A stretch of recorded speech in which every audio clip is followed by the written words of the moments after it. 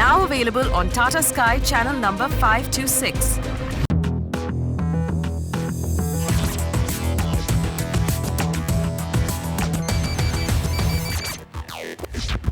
Hello and welcome. You're watching Property Hotline on Magicbricks Now. This is India's first property channel. I'm Kavita Krishnan. Today, our guest in the studio is Ashutosh Limaye, Head of Research at JLL. We are answering questions related to buying, selling, or investing in property. Ashutosh, welcome to the show. Delighted. Varun Khanna has called in from Pune. Varun, what's your question? How can we help you?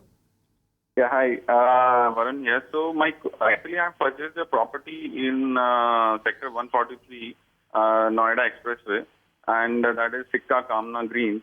My question is that actually I purchased this property in 2011 in a pre-launch phase, and it launched in 2012 Feb. And it's been quite some time, around 5 years that it's still under construction. Now, my thought process is whether to, first of all, to hold this property or not, because this builder is, it keep on delaying, the possession timeline. Earlier it was end of 2015, now it has gone to 2017 Jan. So, I'm not sure, what should I be doing. Varun, would you want to take the name of the developer over here? Yeah, it's Sikka Kamna. Sikka Kamna. And the developer has been consistently delaying possession over here, which is more or less the situation across NCR. There have been a lot of delays over there. What should he do? Should he hold? I think he bought it in about 5 years back, and typically big projects, and NCR does have a lot of big projects, take about 4 years time to get delivered, and this is the 5th year. So while there is definitely a delay, sadly delays are quite common in NCR market. If he realizes that Jan 17, the new deadline that the developer has promised, how realistic it looks to get the possession in January 17, that will depend about the advice. So if the construction is fast enough and close enough towards completion, I would suggest that take possession, because in today's market where buyers are not really sure about whether the projects will get completed on time, completed projects do have a good market, and buyers are willing to pay a premium as well for a ready to move in property. In terms of appreciation, if you see, Noida has had a very subdued kind of price growth. Over the last 5 years, it has grown just by about 15%. So there is no real appreciation as such. But given that Noida has more than 1 lakh units which are unsold, and the sales rate is very, very weak, the quarterly sales rate is just about 5%. I think wait for a few more months, take possession of the completed property and then sell, because going forward we are not anticipating too much of price growth either for the next 2 years. But selling it now is slightly unwise, because under construction properties are difficult to sell.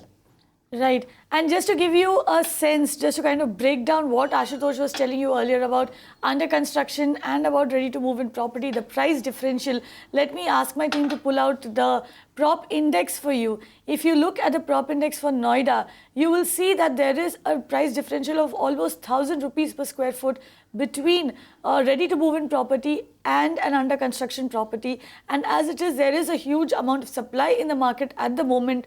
So, like Ashutosh was just telling you, it probably makes more sense if the project is nearing completion to hold, get possession, and then try to exit it. You will have far more buyers for that ready product, and you will also be able to sell it at a premium. Look at the prices over there. 5,479 rupees per square foot is the average price for a ready to move in property. 4,300 odd rupees per square foot is what people are willing to pay for under construction property. These are the average prices for the Noida market. Let's move on. Kishore Kumar Bhatt has called us from Bengaluru.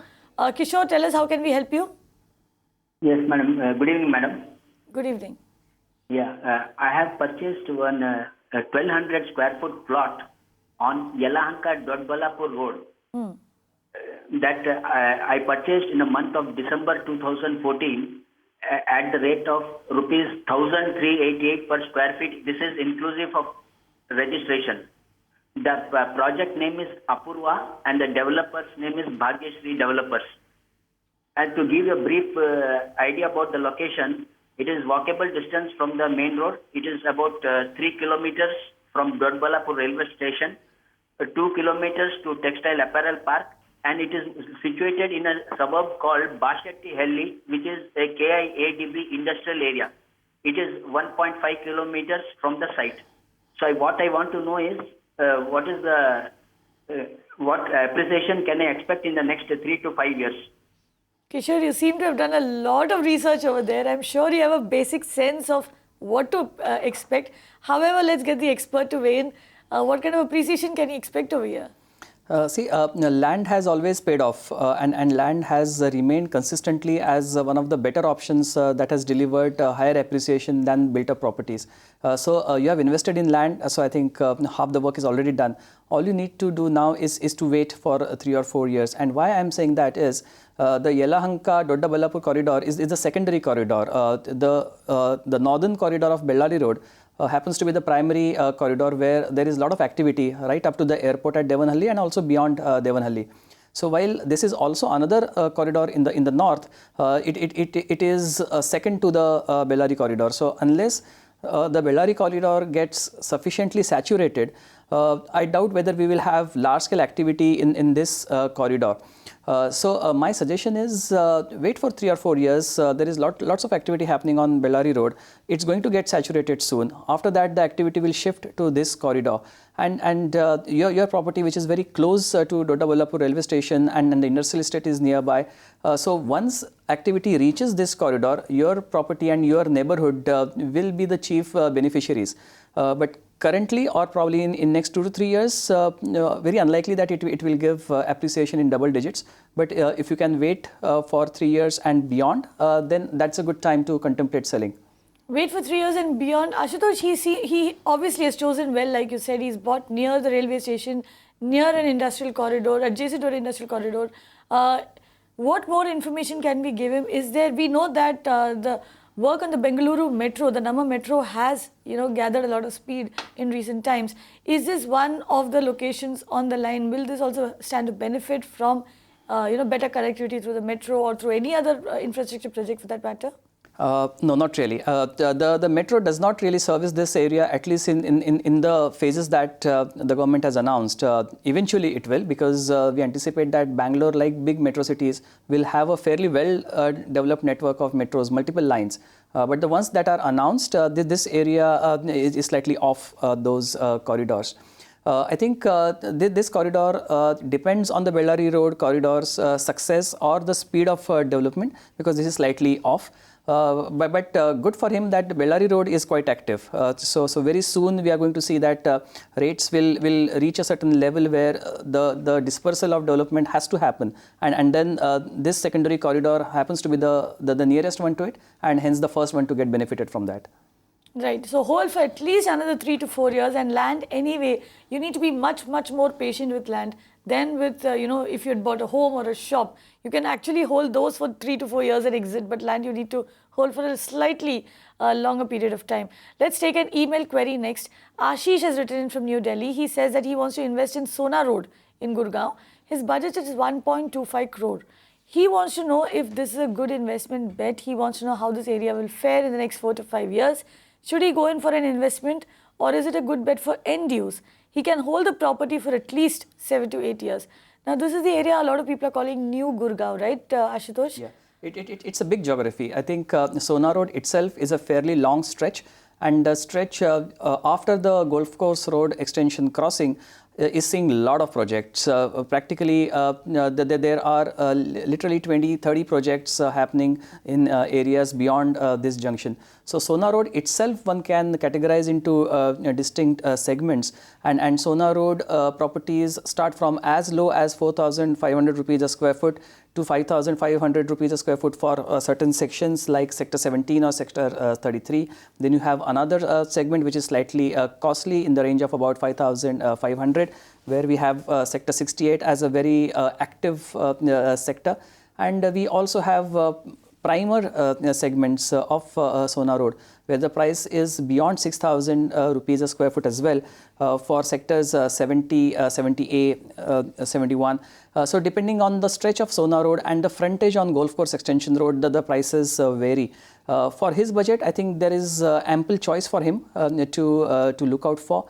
Higher the price to enter, the waiting period will be shorter. So if he enters projects into say, sector 70, 70A, while the entry barrier is slightly higher, but the development will reach there earlier than the farther sectors.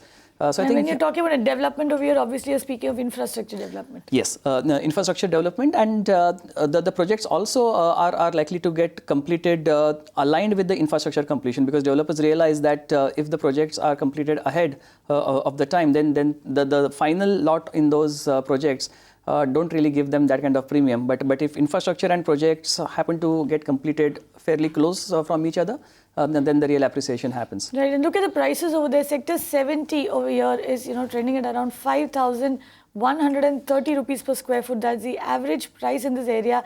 And like Ashutosh said, prices have not really moved over here. However, Ashutosh, if we keep looking at the Sona graphs, the charts that we're showing, prices have gone down in the last 2 years, and then there is a small little spike over there. Now, what is that spike on account of? Why are prices running up? Is there any infrastructure project that's coming to the market, or is there any major company that's invested in that area, which is why you're seeing that spike?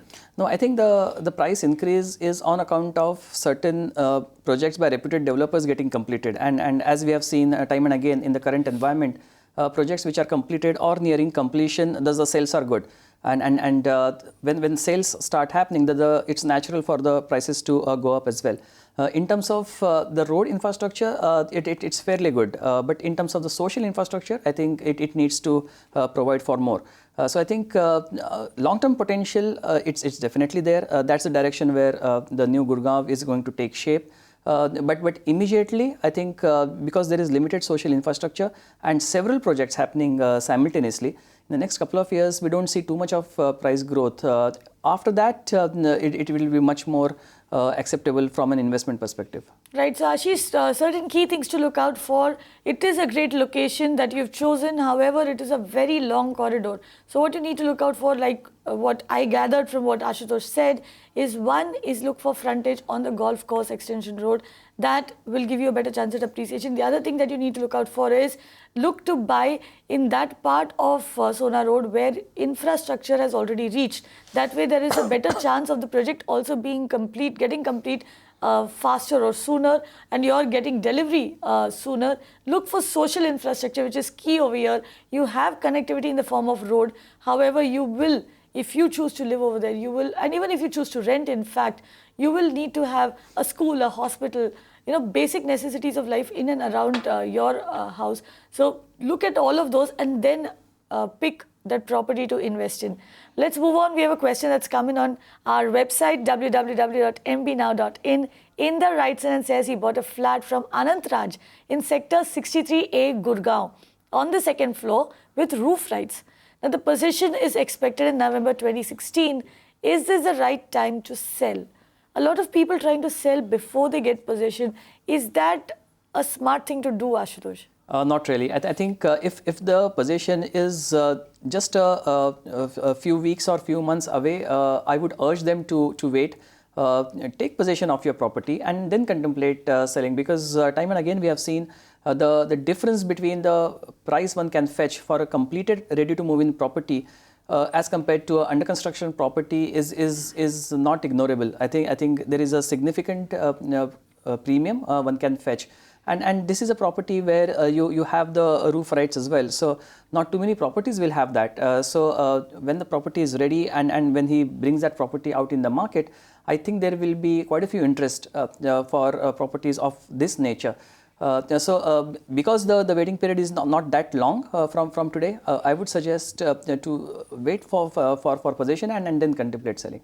Right, and driving it home again, look at that chart that we're showing you. The prop index shows you the price differential between ready to move in property and under construction property, and there's quite a gap over there, as you can see in Gurgaon. Also, Ashutosh, I think over here it's probably time to also discuss the fact the transfer charges that a lot of developers do charge if you were to sell property before possession, and that is quite a steep fee, right? It Yes. could wipe out all your profits. Absolutely, and I think because of those charges, the profits that one would have made otherwise are wiped off, as you said, and then you are also at the mercy of the developer. Some developers will accept you selling it to another party with those charges. Some developers will simply not cooperate. So in that case, depending on the clauses that you have entered with the developer, selling may not be possible in first place. If the agreement permits, still you will have to shell out a component to developer for the transfer. So taking possession and then selling, always a good idea, especially in the current market environment. Taking possession and then selling is a good idea, especially, let me tell you, especially let me add, in the NCR market where possession comes at a premium. So if you are in a project where possession is due in the next couple of months, please hold on. Sell after you get possession, you will get a much better deal for it. Anup has sent in an email query. Now Anup says that he wants to purchase land in Bangalore city. The dimensions that he's looking at are 60, 40, 40, 30, etc. His budget is 25 to 30 lakh rupees. He says this is for investment purpose. He plans to hold this for 10 to 15 years. He wants you to suggest a good location to invest, one that has good scope for growth. But would you suggest a 10 to 15 year horizon? Is it that too long? There is no need for him to really hold on to a land as an asset for that long. And I think 5 to 7 years, or he can stretch it to 10 years also. And he will have a handsome profit to book. 15 years is a bit long.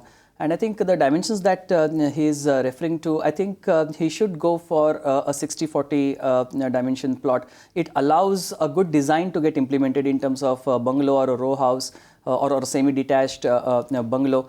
A 40 by 30, it's 1200 square foot, so slightly compact kind of design only will work. The price that he is mentioning, the budget actually allows him to look for properties which are priced between 1,000 to 2,000 rupees a square foot, and depending on the plot sizes that he has mentioned.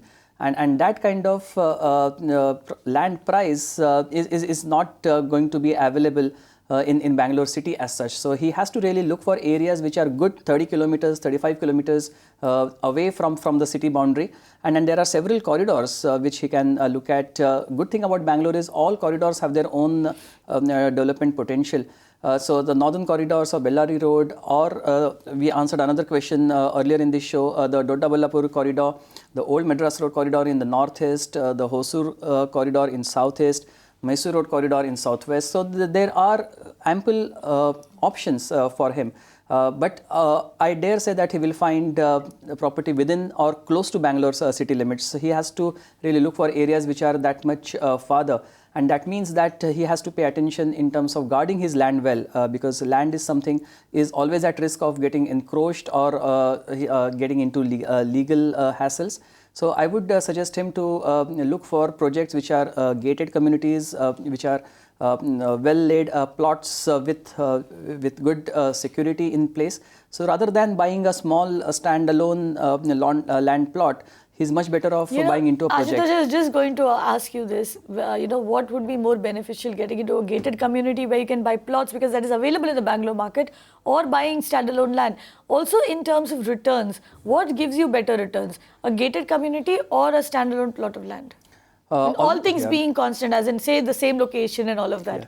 I think almost always land plot within a gated community gives better returns because it has got a community level infrastructure in place. Largely it is a self-sufficient kind of community. But this would come at a higher price also, right? It does. So standalone versus a gated community plot, there is definitely a premium that one has to pay to buy property in a gated community. But one when sells gets in multiple returns that money back plus the profit. So I think it's safe as well as in terms of reaping more returns. It's advisable to go with a gated community plot. Right, so go with a gated community plot. That would be much better than buying a standalone plot of land. You can look at Bellary Road, Mysore Road, Old Madras Road or Hosur Road with your budget. Next, we'll take up a question that's come in on our website. Vijay Pawar has written in, and he says that he wants to buy a 2 BHK home in Bangalore. It must be close to Whitefield or Manyata Tech Park. His budget is 65 lakh rupees. He wants you to suggest some good developers. He says this is for investment. He's looking at properties which offer good long-term returns. Now, Ashutosh is looking at Whitefield and Manyata Tech Park. Shouldn't he also look at projects that offer a good rental as well? Isn't that something that he should consider here? I think subconsciously that thought is there in his mind, because the areas that he has chosen are essentially areas that feed into the IT parks, and the IT workforce chooses to reside in a Whitefield area or along ORR, Marathalli, etc., feeding into the Manyata Tech Park and other IT establishments. So while in the email he has not really mentioned it that explicitly, but I think the rental returns is definitely subconsciously he's thinking of, and both areas will give good rental returns to the tune of 3%, which is not bad at all. I think Whitefield is easier as an entry market. Typically, we have projects in the mid 4,000s as the property price. Several good projects there, and Whitefield now is becoming more like a self-sustaining neighborhood or suburb of Bangalore. The areas which are feeding into Manyata Tech Park, which is along the ORR neighborhood or road corridor, there the price is slightly high. So I think both areas can serve him well. In Whitefield, he'll be able to buy a bigger apartment with the same budget. If he chooses a project that feeds into Manyata Tech Park, he will still able to buy, but maybe a slightly compact apartment. Whitefield, I think he has more choice, and Whitefield is perfectly fine to buy, to start putting that property on rent immediately after possession, and in due course it will get good appreciation as well. So should he enter into a property that is nearing possession, or should he, there are a lot of marquee properties that have come into the Whitefield market as well. So would you recommend going in for something like an under construction property, or something that's nearing completion? The general rule for today's market conditions is buy something which is ready or nearing completion. But Bangalore is one city which has the best record amongst the top markets of India in terms of minimal delays, or even in some cases timely completion as well. So a good developer who has a project which is under construction, no harm doing that. If the developer is local to that neighborhood, I would suggest go for a completed or nearing completion. But Bangalore has a very good base of reputed developers who have demonstrated timely completions or with a minimal delay. No harm going with them even if the project is under construction. Right, so let us show you those charts again, the price charts again.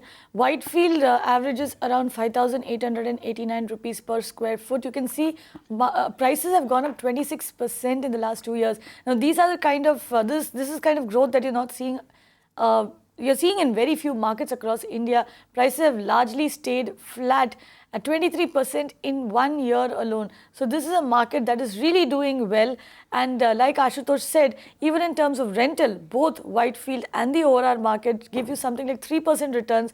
Remember, in India, you are looking at an average of around 2% or sub 2% returns, right, Ashutosh? It's under 2%, now even tending to 1%. So a 3% is definitely a reason to cheer about. Right, so that's a great location that you have zeroed in on. Ashutosh, very quickly tell me this, what configuration should he be actually investing in? Because he is investing for rental and for capital appreciation. I think the best configuration is 2-bedroom hall kitchen, and in Bangalore it usually by default comes with a couple of balconies or some sorts of terraces as well, and some spillover space is usually part of the design of the layout. So a 2 BHK is a good spacious layout that suits most of the IT professionals, typically those who are planning to start their families, double income, no kids, but starting with families.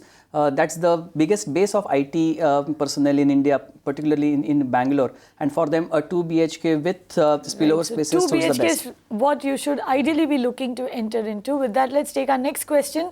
Deepak Sharma has written in on email and says that he's planning to buy a 2 BHK flat sized 800 square feet for rupees 2,500 rupees per square foot at Rajarhat in Kolkata. He wants to know if this is a good investment. What are the future prospects of this area? Ashutosh, Rajarhat was once considered to be this IT hub of Kolkata. A lot of companies were looking to set up shop over there, but that kind of reached a roadblock. What are you looking at? What is happening over there now? Yes, it's true that Rajarhat did not demonstrate the kind of pace it promised once, but it still remains as the growth area for Kolkata. The entire other city of Kolkata is constrained by very high density development and crumbling infrastructure. New Town, Rajarhat is the area where you have infrastructure in place. It's going to get even further strengthened, and the new development is clearly going to happen in this corridor. So yes, the pace is slow, but if at all any area is to grow, this is the area that will grow. Also, it's close to the Salt City zone of Kolkata, which is seeing good development, IT as well, and the EM bypass allows this neighborhood to stay conveniently connected with the city as well as to the airport on the other side.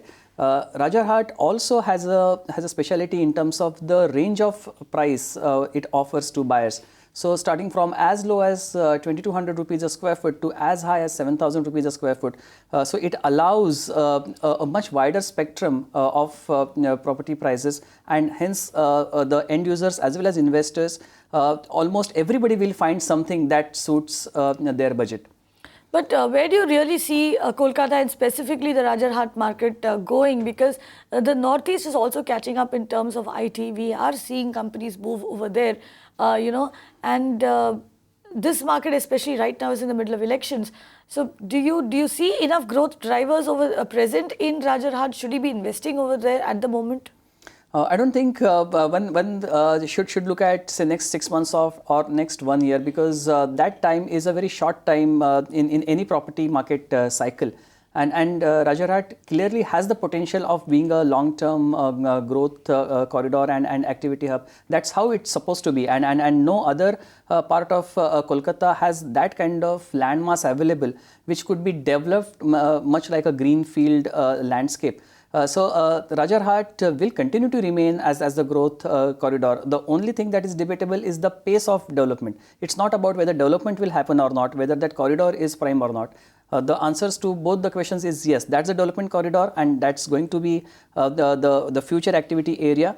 How fast the area will develop, that will depend a lot on the Deepak Sharma, you need to stay invested in there for the long haul. It is a prime development corridor, and the rates are quite attractive at the moment. So go ahead, invest, but remember that you will need to stay invested for quite some time in that particular market. With that, it's a wrap on this edition of Property Hotline. Ashutosh Limaye, thank you very much for coming in and giving your special insights to all the people who sent in their queries. You keep sending in all your questions related to real estate, and we'll get the country's top experts to answer them. That is a promise. You can reach us on the IDs that are flashing on your screens. You can also personally tweet to me. I would love to hear from you. Stay tuned to Magicbricks Now.